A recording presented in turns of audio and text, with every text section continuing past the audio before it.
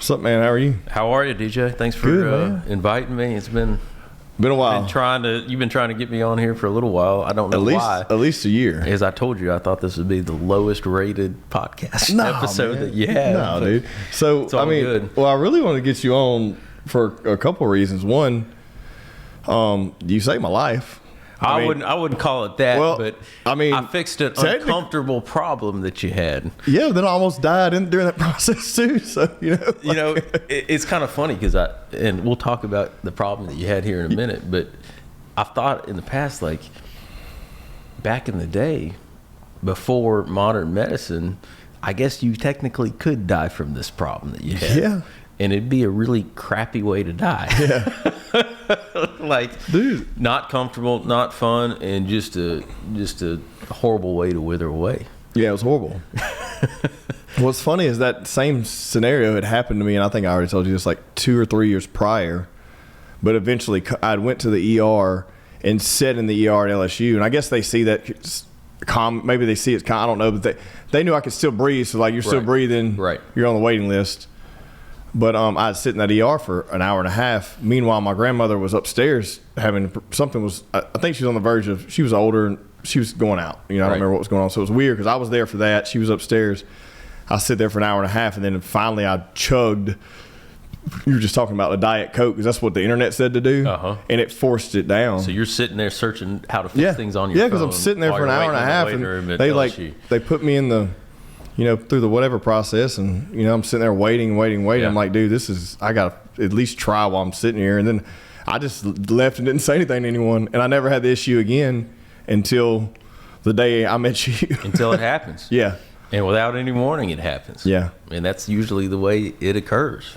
Well, I'll let you tell everyone what that is because I'm not good at explaining those things. But why don't you tell your viewers what you were up to that night and what brought you to the ER at Willis Knight and Bossier? I don't know what time you got there. I probably came in about 10 or 10:30. It was about 1 a.m. I believe, or 11 p.m. maybe 11 p.m. I think because eventually my wife was like, "All right, look," and I was like, I looked at her, I was like, "Yeah, let's just go." Because I kept trying to get it. I tried to do what I'd done a couple years prior, and it wasn't working. So what happened? So we were out smoking meat, we were doing a golf tournament. So we're cooking for a golf tournament. We've been eating. I hadn't really eaten all day. Drank a little bit of water and was drinking alcohol. Because that's what it was like one of those things. It wasn't for business, more for networking and hanging out, and that's what you do at a golf tournament. Typically, drink, eat, hang out. And the golf tournament was almost over. And we were moving all the meat into the clubhouse where they were about to do awards. And me and my buddy pulled up there with the truck, with the trailer off of a hole, pulled up there. And I was like, I'm going to grab me one of these pork chops real quick and just eat it real quick. Mm-hmm. I didn't have enough water that day, nor did I have any water there with me or anything. And pork chops tend to get a little dry after sitting in, a pan for 2 hours. And we're just taking leftovers up there, And I just bit right into it, man. And it got hung up. And it never went down. And it didn't go down. That was probably 2 p.m. when that happened. That was probably there quite a while. Yeah, so it was probably 2 p.m. And a friend of mine, he's really concerned, Brian, he cooks with me all the time. He was real concerned. And I was like, look, man, this has happened before. I think eventually it's going to go down. So I'm not freaking out. He's freaking out. And what's crazy is the next day we had a huge catering an event and this was would be our first gig with the business because the business had at this time only been a couple months old, right? So it'd been our first big gig, and so I'm like, yeah, man, I think it'll be okay. Hooked up everything, headed on home. Get home, my wife gets off work, comes home, and I kind of told her what was going on, but she'd never experienced anything like that, and so basically it was lodged in my throat. In your esophagus. Yeah, my esophagus. Yeah. And what were you feeling? Dude, so it's the weirdest thing to explain. Basically, when you swallow, nothing goes down, which is the craziest feeling in the world because you're still breathing. I guess you're getting just enough air. I don't know how that works. It's a different pipe. Okay, right. So you got your trachea and you got your esophagus. Right. But it still feels like I can't breathe. I don't know. It's a weird feeling, I guess. Yeah. But I guess it's more of a lot of pressure and discomfort and kind of spasm. Yeah, and it's one of those things to where you don't realize how much spit you swallow. Yeah. like just as an individual. Yeah. It's really weird. I think I read that we produce like 4 liters of saliva a day on average, which is a lot of spit. And we just swallow it. We swallow it. And you don't realize that until you're sitting there and nothing will go down your esophagus. That's right. Because this piece of meat's blocking everything. And spit's just coming up. Yeah. Fills up the pipe. To the point to where you have to spit it like you have a dip cup. And I dipped, still do occasionally, but used to, I don't know if I was dipping at that time, but I basically had to get a bottle so I didn't have to keep walking up and spitting wherever, and just like a spit cup, filling it up with just saliva. Yeah. And constantly the whole time freaking out a little bit, but it only happened before, and it went down eventually. But this was like, before it was brisket, which is always funny because now it's part of what I do for business. It's hilarious to think about. But like, my favorite bites in all of food. Yeah. The bark of the point Oh, of the dude. biscuit. And that's what got me. That's what got me too. I was delicious. at Real Barbecue in Shreveport. It got me. Got me. Rest in peace, man. That was a good guy. But yeah, he's passed now. Yeah. But anyways, yeah, dude. So it was lodged in there, and I'm sitting there. I keep going outside and trying to gag myself. That's another thing. Sticking my fingers down my throat, trying to gag myself. My wife's like, you got to do something. And so eventually about 10 or 11 o'clock, I'm just like, we had to be on that event at 7 a.m. the next morning. Oh, wow. Okay. So we come and see you. And from there, you're going to have to take it because I don't know what happened. So DJ went to the ER at Wilson Knight Bossier, which is the proper thing to do. If you ever have this happen, you need to go not to an urgent care or something, because they don't have any ability to take care of the problem. Okay, you got to go to a real emergency room where they have GI services. So my profession, I'm a gastroenterologist with GastroIntestinal Specialists here in Shreveport and Bossier. And we take call, and I happened to be on call the night that DJ had this problem with this piece of pork chop stuck in his throat. And so he showed up in the ER, and they probably didn't even do much workup for you, other than probably put an IV in you, ask you some questions and stuff. And then they called me. And when somebody has what's called a food bolus, okay, an esophageal food bolus, it's where they get something stuck in their esophagus. Usually, you're just eating normally, take a bite, and that darn thing will not go down. It is stuck just like you had. And typically it causes a lot of pressure, spasm. It's very uncomfortable for the patient. And we do consider that a medical emergency. And the reason being is that the longer that food sticks in the esophagus is spasming around it, okay? It's trying to move it on through, and that creates that pressure and discomfort that patients experience. But so it's kind of slamming down on that food, trying to pass it down, because your esophagus is not just a pipe to where when you swallow it just falls down a well, like dropping a rock in a well. It's actually got this very coordinated muscular contraction that when you swallow something, that wave of muscular contraction moves things on through. So when something's stuck there, that esophagus is just trying to move it on down. And when it's stuck, it's stuck.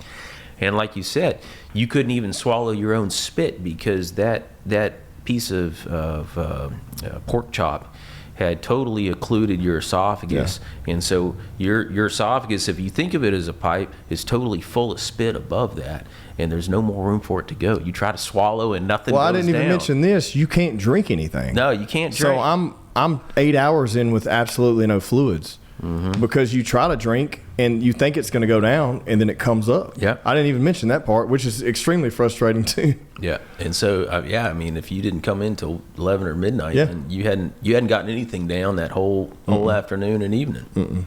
And so we consider that a medical emergency, and it should be addressed pretty quickly, typically, at least within 12 hours, because the longer that food bolus stays in your esophagus, the more there is an increased risk of having a perforation of the esophagus. So when that food sticks there, it causes a lot of spasm, and the mucosa of the esophagus gets real edematous and inflamed. And especially if there's anything sharp in that food bolus, like a bone or something, I've certainly had those, your risk of having a perforation of your esophagus goes up quite a bit. Perforation is where there's a hole put in the esophagus or somewhere else in the GI tract that shouldn't exist. And our anatomy is such as in that our esophagus goes through our chest, and if you have a hole in your esophagus and you have problems with that hole there, then all your spit, all your food, it's leaking out into your chest, okay, into your what's called your mediastinum, and you can quickly develop a life-threatening infection in your chest, which is a huge deal, okay? And so a food bolus is one of the emergencies that we'll get out of bed in the middle of the night and come take care of the patient to try to remove that food bolus. And so I showed up in the GI lab at Wilson Knight and Bossier. DJ had already been rolled in there, and we had a little chat. I could tell he was very uncomfortable, and you could tell when somebody's got a true food bolus, because usually they've got what I call a spit cup, just like you're dipping, and they'll talk to you, but in between sentences they're spitting their own saliva into that cup because they have nowhere else to put it. Their esophagus is totally packed, and so we met the first time. Anesthesia put him to sleep for me, and I took a gastroscope, just a flexible tube. If you're familiar with the colonoscopy, well, it's a different scope that we use from the top, a little smaller scope, and went down his esophagus, sucked out all the saliva that was above this hunk of meat that was lodged at the bottom of his esophagus, and we used some special tools to remove that.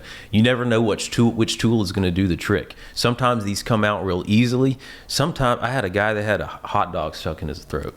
There's no way to grab a hot dog. You try to grab it, and like a whole hot dog, like half a hot dog. Okay. And so sometimes you try to grab stuff and it just falls apart.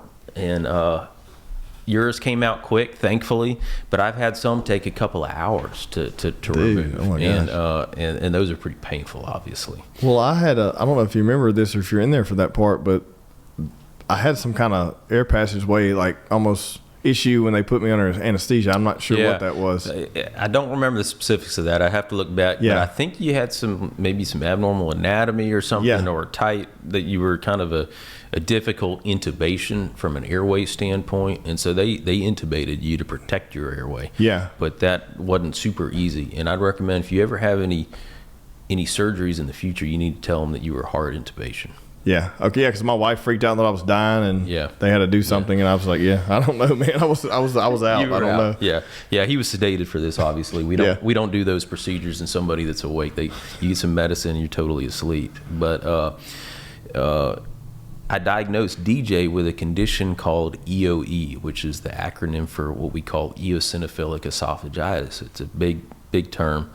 But EOE we see a lot of now, especially in the prototypical patient is like a younger male like yourself, although we're getting older, and they often have allergies, like seasonal allergies, or maybe some asthma or something, but not always. And we see it quite a bit now in females too, and I've even diagnosed this in folks that are up there in age. So it can truly occur out of the blue. And you said you had an issue previously with the brisket. Yeah. But before that pork chop that you swallowed, had you been having any issues? No, not really. Going down? No, so not really. Just out of the blue. But I'm the type of person that will eat really quickly. Like I've become way more cautious, because that scared the shit out of me the second time.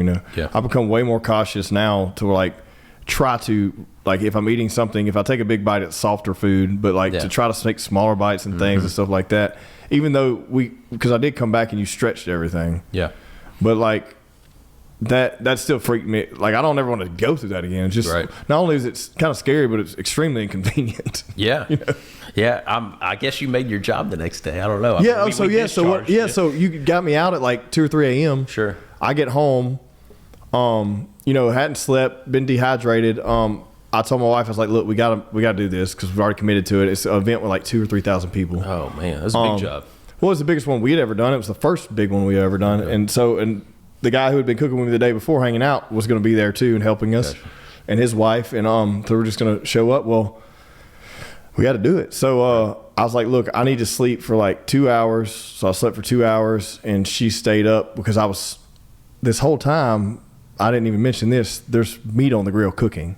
So when I left, when I left the house, I set the fire in such to where everything was smoking, should be okay while I was gone, at least for like 4 hours. Okay. And I was about that long gone. Well, then we had to, once the procedure was done and I woke up out of sedation, we're hauling butt home, and I got to get here and make sure the fire's set. Yeah. And because we're cooking all this food for tomorrow again. And so I'm telling my wife what she needs to do for like 2 hours so I can sleep. So then I get back up. It's like 5 a.m., finish everything up, and then load everything up and go. Oh my God. Yeah, it was horrible, man. It was a long day. It was long night, it was long horrible. day. So that all in itself, it was absolutely horrible. And it's just it's a funny story because it's funny now, but that's something that it's just something common that no one knows about. You know what I mean? We see it a lot. And before I kind of go into what EOE is, and I really recommend we don't talk the whole time about EOE. No, it's fine. Because it's going to be boring for folks. But I was eating dinner with my family one day in my house, and we're real close to our neighbors and stuff. And the door was unlocked, and literally the door flies open, and my next door neighbor comes walking in. And his name is John too, and he looks at me, and his face is like beet red, and like there was no knock on the door, no nothing. And he goes, "John, you have to do something about this right now." And he points to his esophagus, and I said, "Oh, you got something stuck in your throat, John?" He's like, "Yeah, chicken." And he's like, "And it's killing me, like I'm dying." And and he's spitting and stuff. And so I said, "All right, well, go to the ER. I'll meet Call you there. up there. I'll meet you up there." And so I had to go take a hunk of chicken out of his throat that evening. And so it does happen, and it's pretty common. I had a friend in high school who had EOE, and it went undiagnosed for quite a while. And I remember seeing him at some point, I think during his college years, he'd come home for Christmas or something. I was like, "Holy smokes, man, what is wrong with you? Like, you are wasting away." He's like, "Dude, I cannot eat. I'm almost on a liquid diet now." And he lost so much weight because he couldn't swallow, couldn't eat regular food because his esophagus had gotten so narrowed from his EOE that his life was significantly altered. His oral intake was significantly altered. And it's something it's an inflammation issue, right? Yeah. And so do you really know what causes it? Yeah, and I don't want to go into the nitty gritty of it, but it is an allergic reaction, so to speak. And you just have no way of know what's causing that. Yeah. So typically, let me backtrack. Typically, patients are allergic to one of 5 food groups.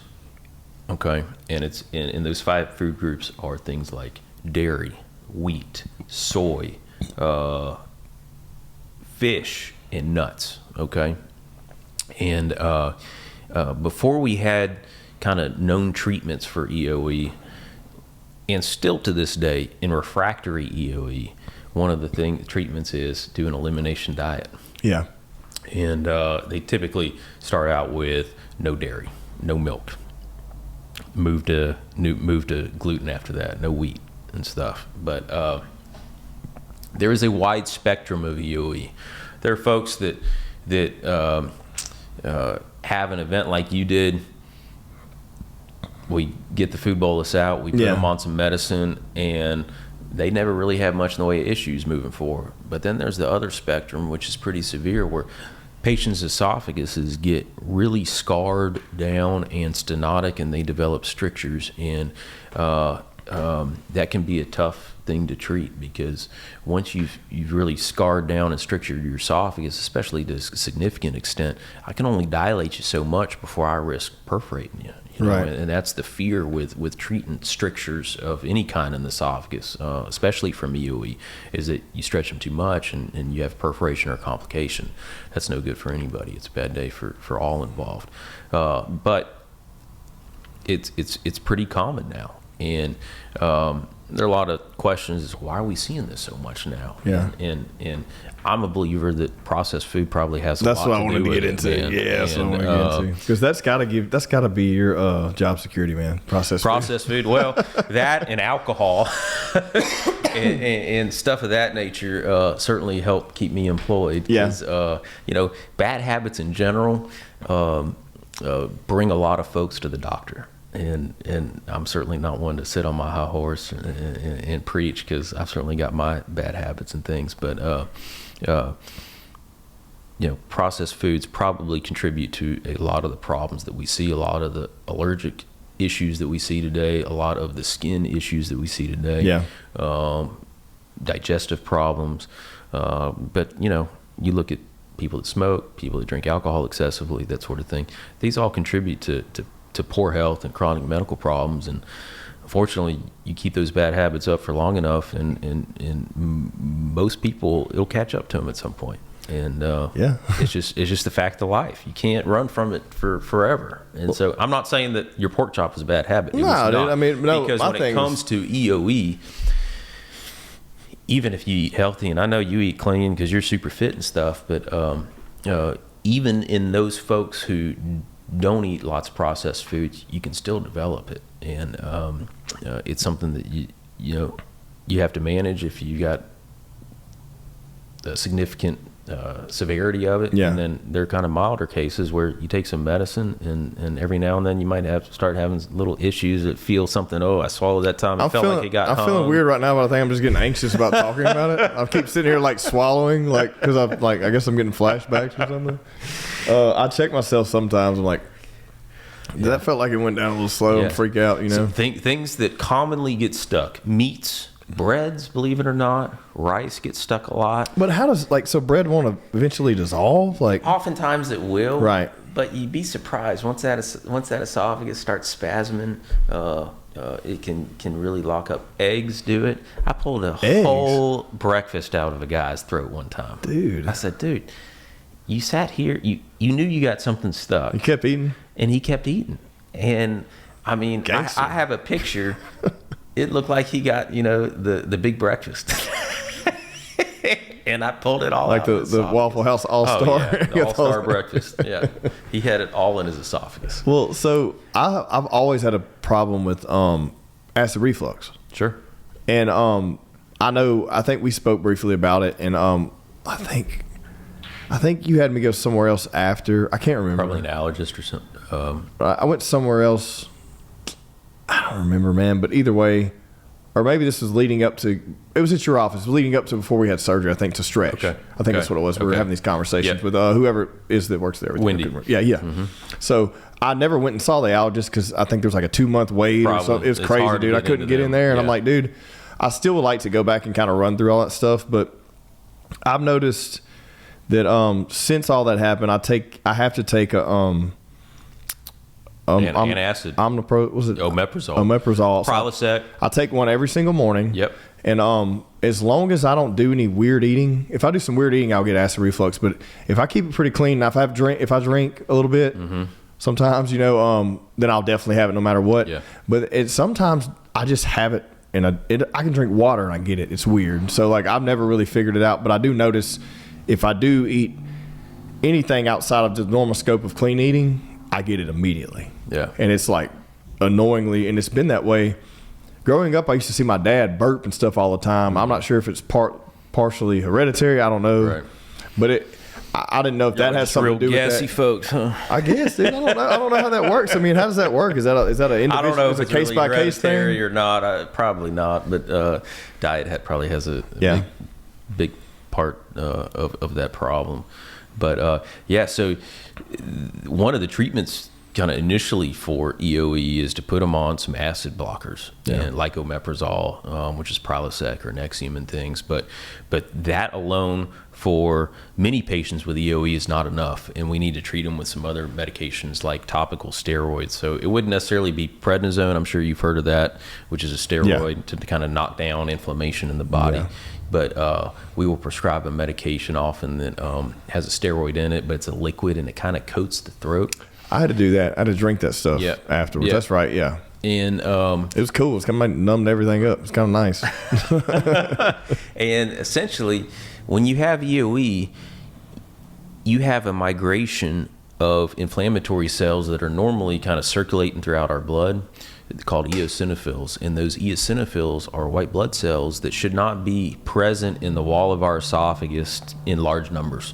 And in patients with EOE, if you take biopsies of their esophagus, like I did with you, they have large numbers of eosinophils in those biopsies. And what we've learned, and this condition has truly only been identified since probably the early 2000s. Before that, nobody knew what the hell it was. So they just were like, okay, we're just trying to treat it like he's got bad acid reflux, and he's getting strictures from his acid reflux or something, when in fact a whole nother process is going on, because EOE is truly an immune mediated process. Okay, and patients are likely totally unaware that they have an allergy to a food or food group, because it doesn't cause them any issues, but this process is kind of smoldering in their esophagus. Gotcha. Or there may even be triggers that happen fairly rapidly, to where that esophagus, when all those eosinophils go into the esophagus, which is usually pretty pliable and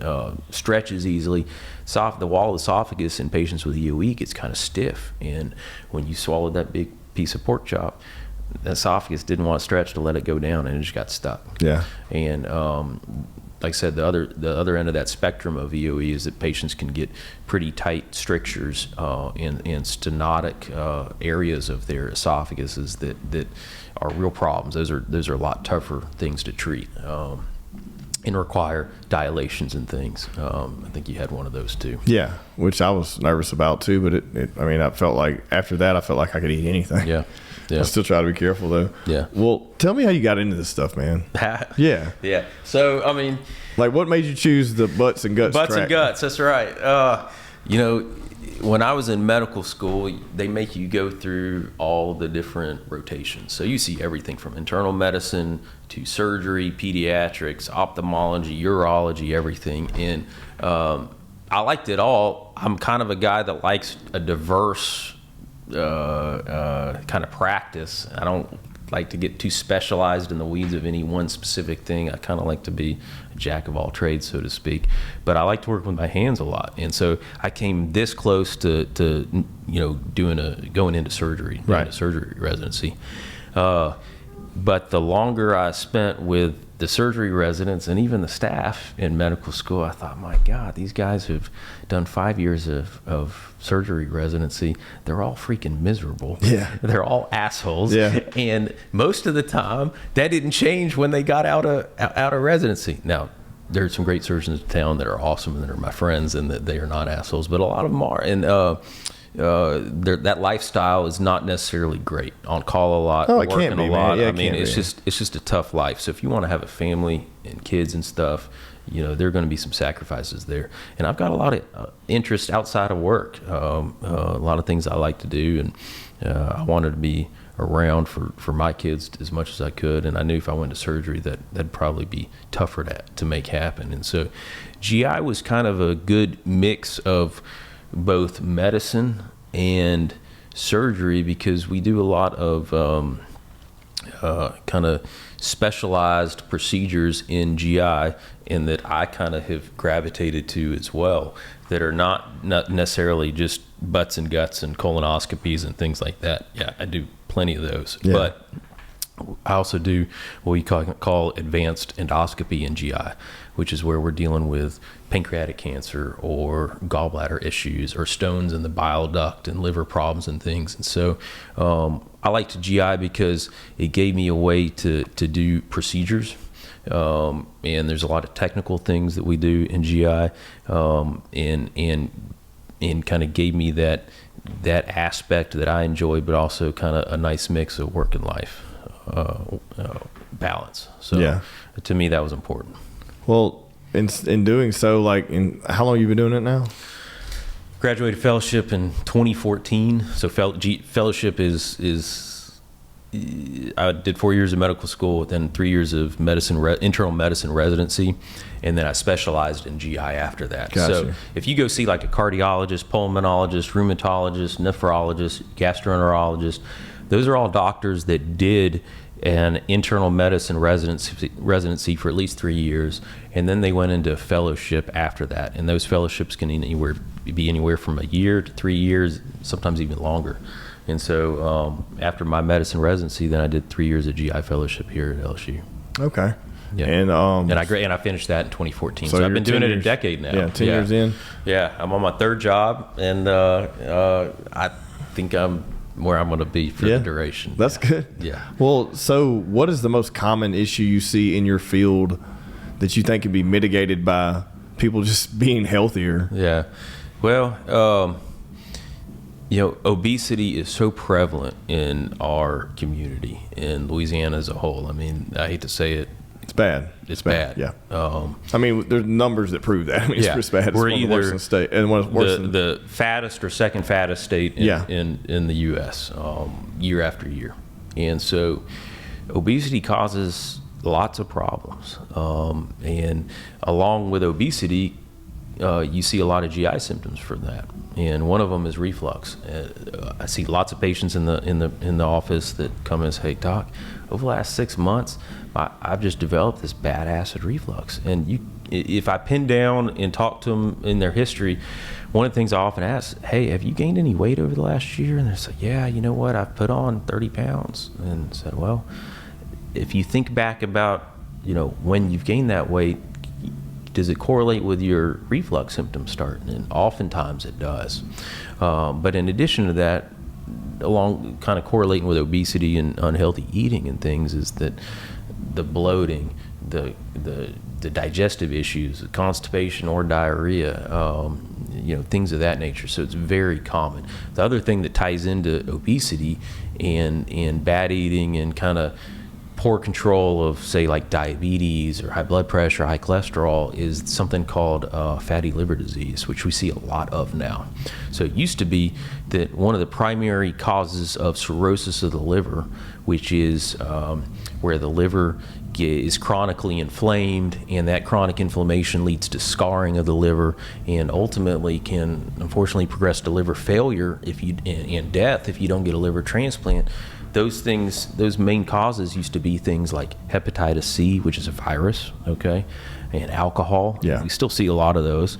But now what is starting to overtake those causes of cirrhosis is fatty liver. And so we're seeing many more patients get liver transplants because their fatty liver disease and what we call MASH, or metabolic associated steatohepatitis, big word, but it means that fat deposition in the liver has resulted in chronic underlying smoldering inflammation in the liver that causes scarring over time. And you get to a point where the liver truly develops what we call cirrhosis, and it's a problem. There's not much to reverse that at that point. It can maybe heal a little bit, but when you develop frank cirrhosis, we're looking at a lot of complicating factors that can develop in patients with that, and it's a big problem. So fatty liver is going to overtake hepatitis C and alcohol soon of number one cause of liver transplants. And that's just poor diet, poor control, developing diabetes, not controlling that well, not controlling the other, kind of metabolic risk factors that go into that, like high blood pressure, high cholesterol. All those kind of feed into, the liver getting pissed off. And the scary thing about this is that there are no symptoms. This is a problem that develops over years. Yeah. And so it's not uncommon for us to see patients that come to the hospital and they've got all of a sudden manifestations of frank cirrhosis of the liver that they had no idea at any point they had any liver problems at all. And unfortunately, at that point, the horse is kind of out of the barn. We can manage that, but there's no necessarily reversal of the damage that's been done to the liver at that point.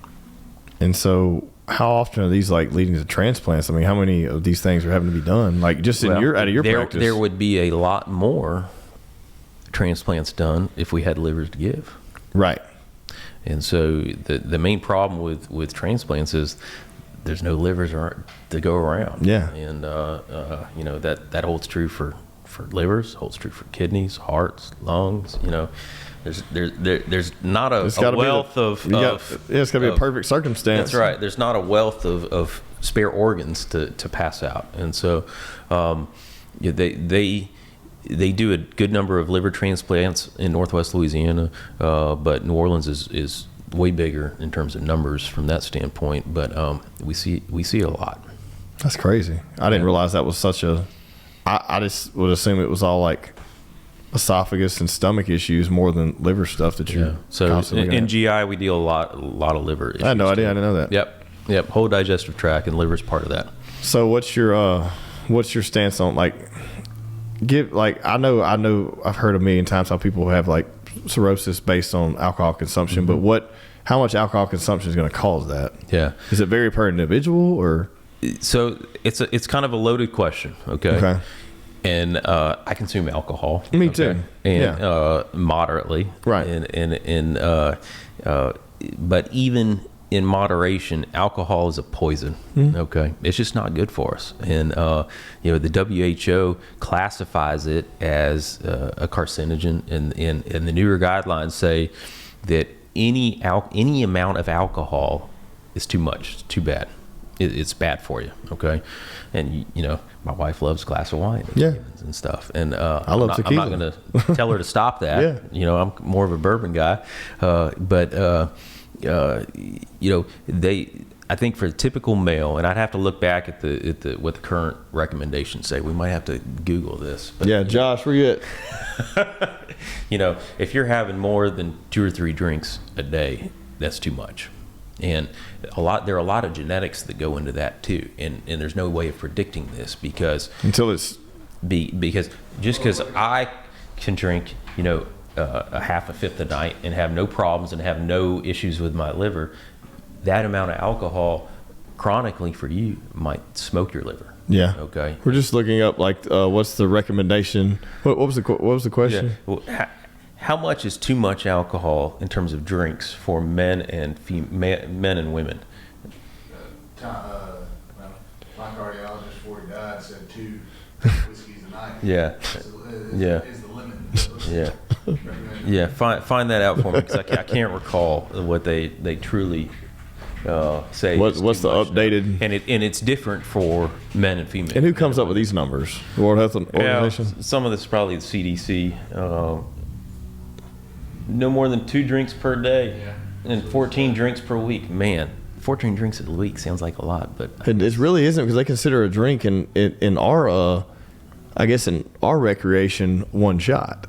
Yeah, that's right. And if I'm drinking some tequila on the rocks, that's probably 2 shots. Yeah. So my 1 drink's really 2 drinks, according to. So you can have 1 of those a day. 1, yeah. Which I mean, what's it say for women? 1. 1 drink. Yeah. Now, do you see more issues in men or women? I'd say pretty about the same. Yeah, pretty equal. And what about let me ask you this: what about the age? Like, do you see it? The whole gamut. So it doesn't matter. The whole gamut. And I will tell you this: during COVID, we saw a huge increase in patients getting admitted to the hospital with what we call alcoholic hepatitis. Okay? Just drinking too much. Drinking too much. And so alcoholic hepatitis is more of an acute problem where they're not cirrhotic, okay? But if you have a day or 2 of binging alcohol, and you might not have even thought it was that much, but several days later, you're not feeling very good, you're nauseous, you're having abdominal pain, you look in the mirror, your eyes are yellow, your skin's kind of yellowish looking, Ooh. You're peeing urine that looks like Coke. Yeah. There's a good chance you have alcoholic hepatitis, and the liver gets really inflamed all of a sudden, and the liver chemistry shoot up. Patients get pretty damn sick from it, and you can even die from it. And that's something that we saw a whole lot more during COVID. People had lots of spare time on their hand. They weren't working. They were kind of isolated, and so what did we do? We sat around and drank. Yeah. It was a booming time for liquor stores. Oh, man. I mean, well, just the intimacy and glamour in spirits consumption now is much different. Used to be, it was like, the working man having a beer. But now everything's glamorous because you can, I mean, if you think about it, every celebrity has their own. Well, it's all about marketing. Yeah. They have everything. They have their own bourbon. They have their own tequila, their own gin. Gins. They have, and I mean, don't get me wrong. I love a good drink, especially in good company. Same way. Absolutely. I know it's toxic, but at the same time, it relaxes you. You have better conversations sometimes. It connects people a lot, but it can go the other way real quick too. It's all about moderation. I was telling you, this is not involving alcohol. It's not like I was addicted per se, but we were talking before the program about Diet Coke and how I realized when my wife told me that she wasn't going to buy me any Diet Cokes anymore. When I looked back on it, I was like, crap. Most of my liquid intake per day was Diet Coke. It wasn't water or milk or orange juice. It was Diet Coke, and that crap is poison too. Yeah. And so it's easy for alcohol, I think, to sneak up on people, and that's to be said with many drugs in life. It starts out as a little bit, and before you know it, when you come home, you're cracking a beer or pouring yourself a drink, and you kind of continue to do that till you go to bed. And before folks know it, they're drinking 6 to 8 drinks after they get home at night, and they do that most days of the week, and that's a problem. It's going to catch up to you. And we're guilty of it too on certain nights. I mean, we'll do it, sometimes twice a week, and I mean, typically I don't have more than 2, but I guess my 2 is actually 4, Yeah. So 8 on average week, I may be having 8 drinks a week, which is, now I think about a lot, even though it isn't, but it is, whatever. I mean, I guess each to their own, Yeah. Now, you're doing some things that probably help you metabolize that a little bit. Yeah, exactly. Your fitness routine and stuff. But well, I'll tell you this too. How many cases have you seen with destroyed livers from oral steroid use? Because I know probably 2, maybe 3 that I can think of. Where people had frank liver failure from using anabolic steroids. Yeah. So I was a frequent user and abuser. I would call that for years, recreationally, but also constantly competing and stuff and using them. And now I'm actually have to be on. I'm through core medical, and I'm on TRT, and I'm at great levels, and it's all documented, blood done. Since I seen you, I've been on those things. But there were times where I was consuming stuff, and sometimes I'd have that issue where my pee would be like orange. I was like, ooh. Yeah. And I was drinking too, like drinking and and taking Trinobolin or Anavar or Winstrol, all these things, Yeah, I mean, those are some heavy hitters there. Yeah. And, increases lipid levels, increases blood pressure, puts a lot of strain on the heart and stuff. So it's not to say that those can't be done safely, and I'm not going to recommend anybody to do those. Of course. But by and large, it's probably not the best thing to be putting in your No, man. And I have all kind of stories, but like I'm never gonna lie. Most people are like, no, I would never do that. Dude, I can look at you and tell, like, that's not natural. Like, you can't those be traps, you can't do that for doing, you can, but you can't do that and be going out and partying and eating whatever you want. Like, come on now. Like, come on. Like, if you're an athlete for your job, maybe you can look that way and you have great genetics, but that's the everyday human can't just look like that within a year naturally. No. And it's such a funny culture, because for the longest time it's like no one would admit it. It was like, it was like the best kept secret, and like people asked her, like, no.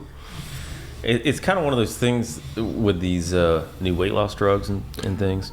Can you talk about that? Yeah, I mean, we can. What can you be opinionated on, or are you more just give me the facts? No, I mean, I'm happy to give. I don't want to get you in trouble. Medical advice here. Well, the purpose of this show is not medical advice. Right. No. Well, so my thing is, I'm not for it. But what's your take on it, especially for recreation use? Like, for what it seems to be going mean to people that just want to drop some pounds? Yeah. So these drugs are not new. Okay, these drugs have been around for treatment of diabetes for quite a while, and so it's not like, within the last 2 or 3 years they've just jumped onto the scene and they're for weight loss. No, that's not what they were initially designed for. Okay, and so they did a pretty good job of helping control people's blood sugars. But one of the things they saw in these folks that are on these drugs is, holy crap, look how much weight they've lost. Yeah. Okay, and as we talked about, being in Louisiana, our population is obese. Okay, if you have a BMI greater than 25, you're considered overweight. If you have a BMI over 30, you are considered obese. Okay, and weight loss is a very complicated problem. All right, there's a lot of factors that go into weight gain and obesity: genetics, psychosocial reasons, lack of good food options, poverty, eating clean is expensive, for many people. And weight loss is hard. It's hard to suppress on a long enough basis that drive to feed that hunger. Yeah, because it's probably the worst drug because we have to eat. That's right. We have to eat. You don't have to drink alcohol. And you know, it's easy to diet for a few days or a week or two, but it's hard to maintain that because in order to lose weight, you have to have a caloric deficit over what you're taking in. You know, it's science. You know, it's simply, it is as easy as what you put in and what goes out, and what goes out is you know what you're burning from a metabolic standpoint every day. And so it is. Do you know how many calories are in a pound of fat? Do you know? I think it's about 3,000 calories. It's- Look it up, but I think it's about 3,000. Yeah, that's calories. insane to think about. And a pound of meat, how much? God, it depends on Let's the meat. look. Let's look at just like a pound of red meat after we do Pound of fat. pound of fat.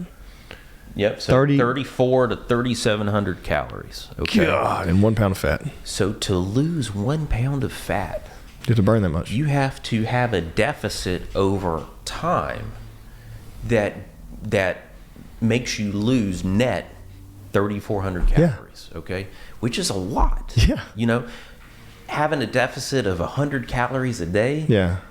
To lose a pound, you know, Yeah. you're going to be doing that for 30 plus days just to lose 1 pound of fat. So people get discouraged. Yeah. Okay. And it's hard to keep up. So what do I think about these drugs? I don't love them for the casual user that's just, you know, 10 pounds overweight, wants to get rid of that haunch a little bit. I think that's probably not the proper place for them. Okay. Because all drugs have potential side effects, and as a gastroenterologist, I see a lot of the side effects that patients that are on these drugs often develop. Ooh, so let's talk about those. Yeah, so we'll get there in a Okay. minute. But for patients that are truly obese, that have 50, 60 or more pounds to lose, it's usually not very realistic for them to be able to do it with diet, exercise alone. Can it be done? Yes. But you have to be extremely motivated. Motivated. Yeah. Extremely regimented. Accountable. I mean, yeah, hold yourself accountable. Yes, a lot. And do that for a long time. Yeah. Because as we just showed, losing fat is hard. And you have to have a significant deficit over a long period of time to lose that weight. So these drugs help people curb that hunger because they essentially work by making you not hungry. Yeah. Okay. They suppress the gastric motility so that what you eat doesn't empty from your stomach very quickly. Okay. Okay.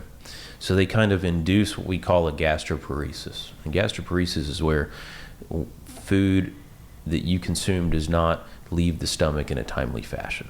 Okay. One thing that the most common cause of gastroparesis is uncontrolled, long-standing diabetes. Okay. And that can be a terribly debilitating problem. These patients are miserable. They have upper abdominal pain all the time. They're vomiting uncontrollably all the time. And it can be very difficult to treat. There are not a lot of great medications for it. Okay. And that's a problem. These drugs like Ozempic and Mounjaro and stuff, they kind of induce a gastroparesis, so to speak, and they help suppress that hunger drive. And many, not all, but many patients lose substantial weight with it. Yeah. And it is amazing from that standpoint. And in my short medicine career, I've never seen any drugs allow people to lose the kind of weight that we are seeing them lose. And this is a peptide. Right? Yeah, glucagon-like Yeah. peptide. Yeah. Yeah. So they mimic a hormone that our bodies normally produce called glucagon, and that kind of suppresses GI motility and in turn suppresses our hungers. And so, for obese folks that are significantly overweight, I'm for it. Okay. Okay. I'm not gonna, and I think there should be no stigma for folks that are on these drugs. Okay. You were talking about people not wanting to admit that they use like steroids, and yeah. stuff. Same thing. And I think we're kind of at that point for most people now. I think when these came out, I'm not on the yeah, shot but stuff, come on, dude, I can look at you and tell. Yeah. It's been 3 months and you've lost 60 pounds. But I have people that are either like friends of friends or even family members. Like, here's what I have a problem with.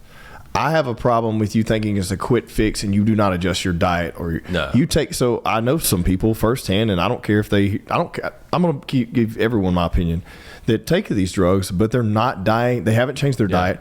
They're not exercising.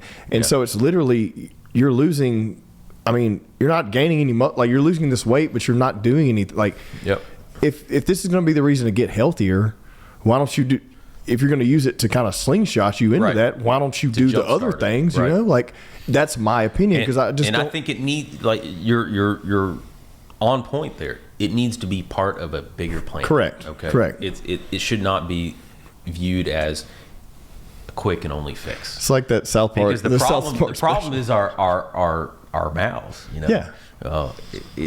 In our mindset and lack of exercise and stuff. So that's what needs to be. Yeah, man. I mean, if you're consuming fast food every day and sugar-filled coffees or sugar-filled beverages all day long and alcohol, and then you just start taking these drugs and you lose 30 or 40 pounds, but you're still doing those things, like what's the point, man? You got some loose skin now. You know what I mean? Like you're not doing anything better for you. But like you said, an obesity thing, dude, those are very hard situations, and everyone has their story, a reason why they got to that point, or whether it be from like all the things you said. And to jumpstart some motivation, I think that's a great idea. Yeah. But I also have seen we've brought this up before. You may have seen some of these studies, but what can you find out information about what does it do to muscle growth? And so that's one of the major problems with them. I think we should talk about adverse effects of these drugs. And one of the things it tends to do to folks is they lose significant muscle mass. Not only are you losing fat, but they tend to lose muscle mass. And some of those studies are showing that may not be regained even after you stop the medications. So that's a concern, especially as we get older and our muscle mass naturally starts to decline anyway.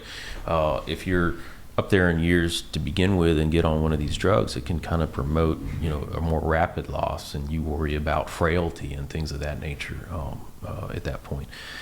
As a gastroenterologist, one of the common things we're seeing now, and I don't want to give the impression that most people that are on these drugs develop these, okay? Right. Because that's not the case, okay? This is a minority of patients, but it's still very common. When you have as many people that are on these drugs as we do now, we see a lot of patients that have problems. And this is something they're on, like they've admitted it. So there's hard evidence. Yeah. Right. I mean, not assumption. We're talking about. Yeah. And they come in and they're complaining of upper abdominal pain, of bloating, severe nausea, intractable nausea and vomiting, problems with severe constipation and things, and they're miserable, like truly miserable. Another thing that it can cause is pancreatitis. And pancreatitis is inflammation of an organ called the pancreas in the upper abdomen that is something I never want to have, because these folks are in pain, and it can be debilitating, life-altering, and there can be a lot of complications that potentially develop in folks that have pancreatitis. And so those risks exist if you're taking one of these drugs. There are probably small risks, and the majority of people that are on them will never have any issues, but we see lots of these types of problems in folks that are taking these drugs. And you talk to them like, okay, well, how long have you been on the medicine? 6 months. When did your problems start? About 5 months ago. There's often a correlation, and you can kind of make them start thinking, and you see their wheels spinning in their head. And some of them know that it's the medicine, but it's hard to convince them, like, hey, the only fix for this is for you to stop. Yeah. Okay. And that's not something they want to hear, because they've successfully lost, weight that. Yeah, and I think it too. And I think it's I'm not a woman, so I don't want to speak for women, but I know women are a lot about the scale and a lot about the inches of like the clothes size and stuff like that, which is not I feel like that's not how you measure health, because I mean, you might be down to pants size that you were in since college or whatever, but does that mean you're in a health, is that the best position for you to be in right now? I don't know, man. It's something that there's a lot of things going on in society, and as we change and everything it develops, and what we're getting is technologically and but I don't know, man. It bothers me when I see some people like it. The biggest thing, like I said, I'll say it again, is just the people that do it and still continue to live the same lifestyle, and it just feel a little better because they're one size smaller T-shirt or something, you know. I know a guy that is on one of these weight loss drugs, and he's about my age. I still consider myself young, although I'm 43 now. How old are you? I'm 35. So yeah, you're getting there. Just a young whippersnapper then. But he's morbidly obese. He's got a terrible diet, and I think he assumed that if he got on one of these drugs, he could just continue to eat whatever he wants, and he hasn't lost any weight so far. So he's not doing anything. He's just eating right through it. Yeah. And it's like, dude, you've got to change something. Yeah. Okay. And that's easier said than done. Yeah, there's got to be some motivation and a desire. I think there's no one that just. I don't feel like there's anyone that just wakes up one day and says, "I'm going to change my entire life." Yeah. I mean, I know that happens, but that's very rare. It's rare. Typically, you have to have a motivation factor. Yeah. Whether it's hey, the doctor's telling you got to do something, you're going to die, or maybe just wake up one day and say, I got to live, better for my kids. Like, there's got to be a reason to motivate you to do that. So I understand.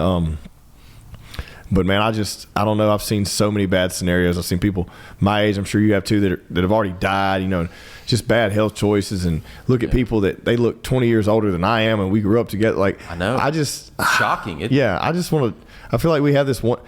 This is what's the craziest thing. I mean, I've said this before on this podcast, but I don't know if you I'm sure you probably hear this stuff too, but we have all the answers, yet we don't choose to ignore. You have all the answers. Right. There's so many other things in life that people succeed at that they have to work harder than anyone else on the planet and find all these solutions.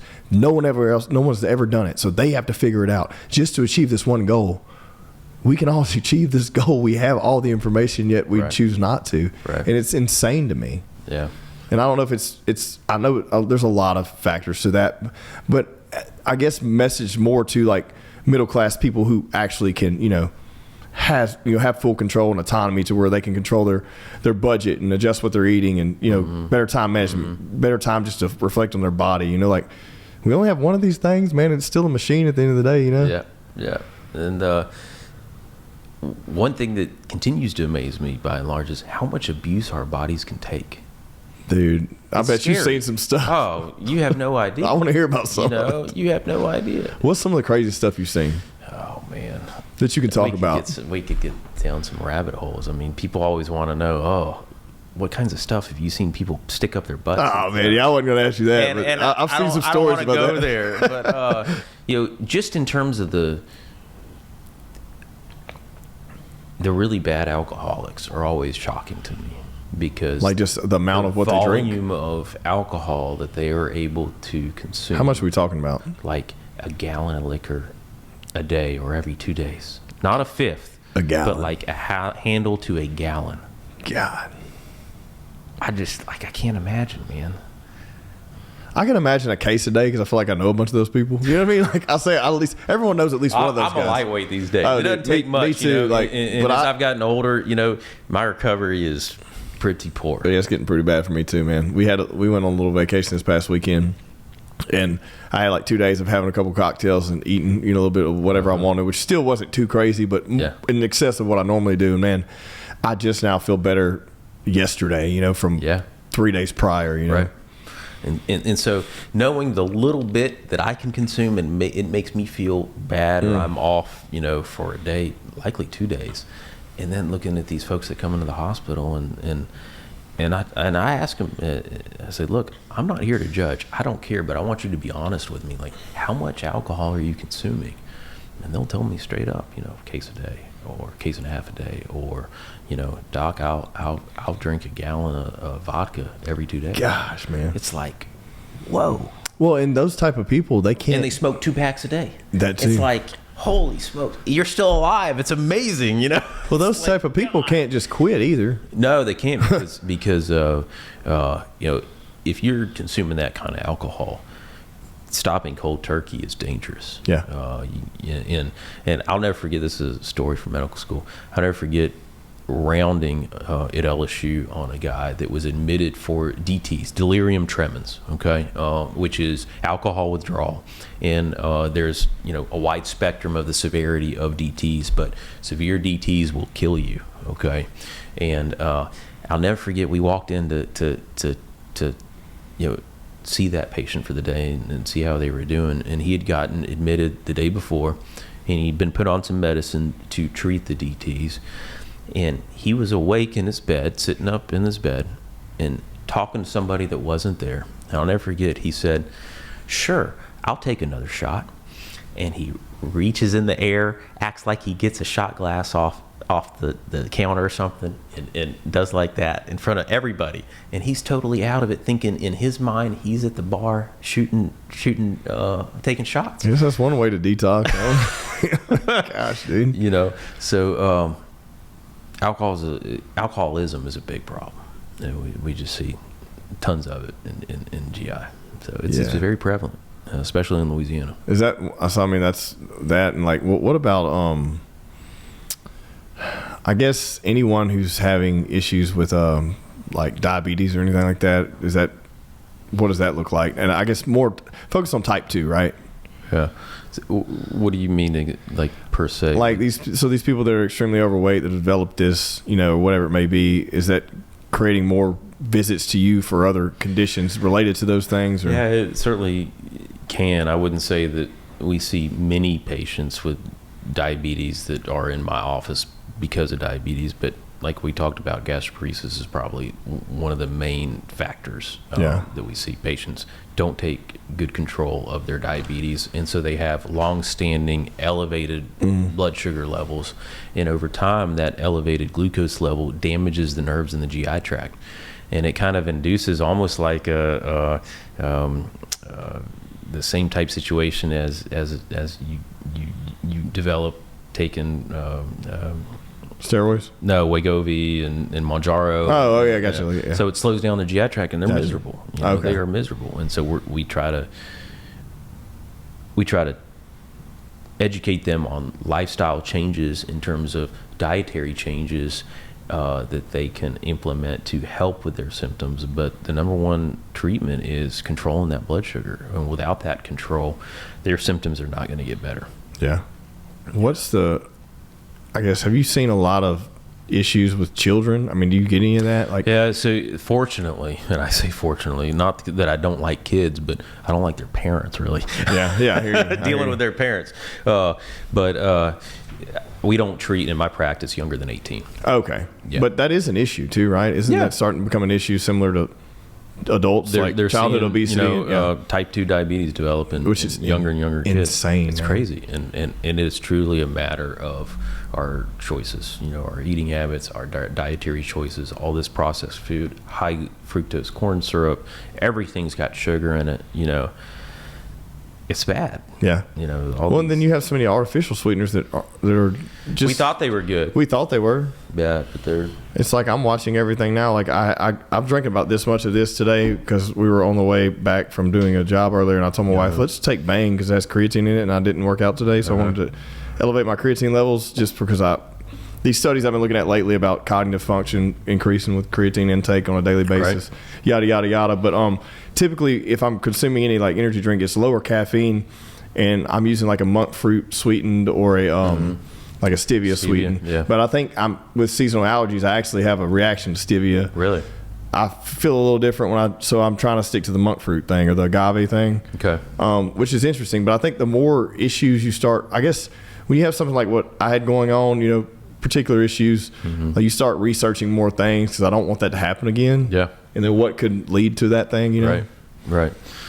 My wife, I came home from work one day, my wife is throwing out all this crap from our pantry. I'm like, I was going to eat that. Like, why are you tossing it? And she downloaded some app called Yucca. I don't know if you've heard of this. Yeah. She scans crap now. She's like, not coming in our house. That's good though, man. That's good. We try to people so say now we eat cardboard at our house. Cardboard? Yeah, it's delicious. Every night, cardboard. Hey man, that's what we did at the house. Like I try to look at the ingredients on things if I buy the kids anything prepackaged. Like if they're doing like bars, it's more like nut bars with like a brown rice sugar or something like that instead of a corn syrup. I feel like the biggest thing is a lot of people use that excuse of, well, I just get something, it's convenient. But like, if you never bring it in the house, kids can't eat it. That's family right. can't eat it if it never comes in there. That's you know? right.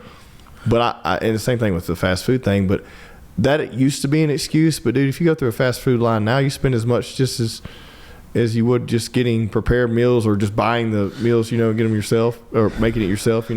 So one of my weaknesses are McDonald's quarter pounder with cheese. What? You eat that stuff, dude? So hold on. When I have a call weekend now, which is where I'm covering the hospital from like Friday at 5 p.m. to Monday at 8 a.m., I will allow myself one McDonald's visit where I order a quarter pounder with cheese. I love those damn things. Dude, I feel like that's the only one with the real meat, isn't it? That they say. It looks like it, at least. I don't like. I used to love the filet of fish. I know it is horrible. I used to love that, dude. I haven't had none of that. Fish from McDonald's. Oh, I know, dude. It's got to be horrible. But also, then being fried, I can't even eat fried foods anymore, man. But like, I don't know, dude. I haven't had I really don't have as much of an issue unless you just put like a margarita in front of me. I will just fold. I love it. You love it. I just love tequila, but like not in like consumption. I would just, especially like after a crazy workout and it's been hot, it's like 100 degrees, and you go in a restaurant and they're like, would you like a margarita? And I'm talking about like a fresh one, not in the frozen. I'm talking about like a fresh lime, agave, a little bit of tequila. Yeah. Yes, I would. Well-crafted margarita. I would love it, man. That will always get me. That's like, I just think I don't think like that's the hardest thing. Like, but it's always like after like a hard workout or something like that. You just have a craving to get more sugar and I guess sugar and salt back in your body, and that's probably my worst vices. I don't think I'd do it every single day, but man, a couple times a week I do not mind doing that. Yeah, margarita's not my pick, but like bourbon. I don't really drink any beer anymore hardly at all. I used to drink bourbon, man. I got to where it bothered my stomach. Really? I don't know if it's a corn thing, corn allergy. Who knows, man? Could have been. You never know. So it's just one of those things. We got to take care of our bodies. We can't ignore things either. And that's one thing, anybody watching this, like there are certain things that in medicine, and I don't want to sound too preachy here, that are probably amongst the best things we can do for ourselves from a preventative standpoint. Women get mammograms and pap smears. Everybody needs colon cancer screening. I had a friend, 45 years old. He showed up for his first screening colonoscopy, 2 weeks ago. For maybe the last year or so, he'd had some intermittent blood in his stool, but otherwise no other symptoms. Poor guy's got a colon cancer. Had surgery earlier this week. And so getting colon cancer screening, another what is that, like a 40-year-old thing? 45 40, 45, okay. If you've got some family history, that may be moved up. Okay. But no later than 45. And it used to be 50. But we are seeing colon cancers younger and younger now. Yeah, man. It's scary. It's all the plastic and everything. It's all this crap that's in our environment, all this crap we're exposed to, and you throw some of those insults on top of a little genetic influence, and you've got a recipe for disaster. Yeah. And, colon cancer is one of those things where it largely can be prevented. Colon cancers essentially start with polyps in the colon, which are abnormal growths, okay? We do colonoscopies to find those growths and remove them before they have any opportunity to turn into a cancer.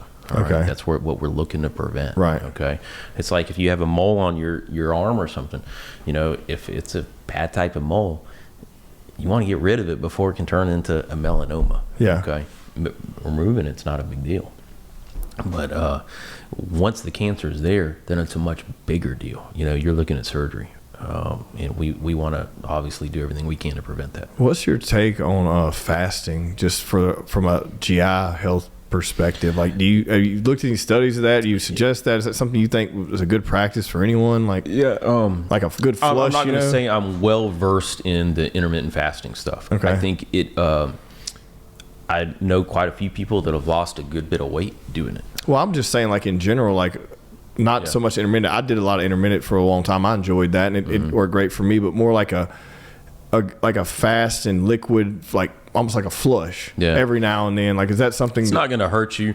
I don't think that it's really doing a whole lot. Gotcha. Per se. Okay. And the one thing I will say about the intermittent fasting diets is that there are some studies that have come out more recently that suggest that those folks may have an increased risk of cardiovascular events with them. And I don't know why that is. And I don't know that the studies have really discussed why that may be. But, everything's got a give and take. And, it's just the lesser of two evils. So, moderation. Before we wrap up, like, is there any other suggestions that something that people may not know they need to think about, or just something that you like to preach in your practice or whatever? Well, I think going back to what I said a minute ago, like, don't ignore things. Yeah. You were having, let me say this, you have experienced some issues swallowing in the past, okay? If you're out there listening to this and occasionally you're having food get hung up, especially if you have frequent reflux symptoms, if you're seeing blood in your stool, changes in bowel habits, that sort of thing, don't ignore them, okay?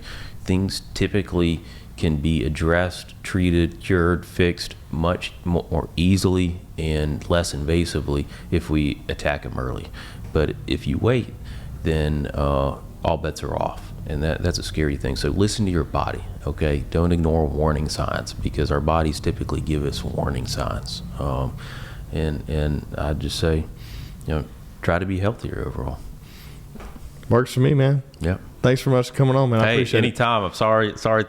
I forgot about it. I'm glad you texted me. Hey, it worked out. I would not have been. It worked out great, and I had a great time. And I think people are gonna get a lot of valuable information. That's kind of the goal here, right? Right. And a little bit of my banter and opinions that are maybe unwanted. And I hope after this, maybe you can educate me on a little bit of your favorite tequilas. Yeah, let's do it. All right, man. Thanks, Bob.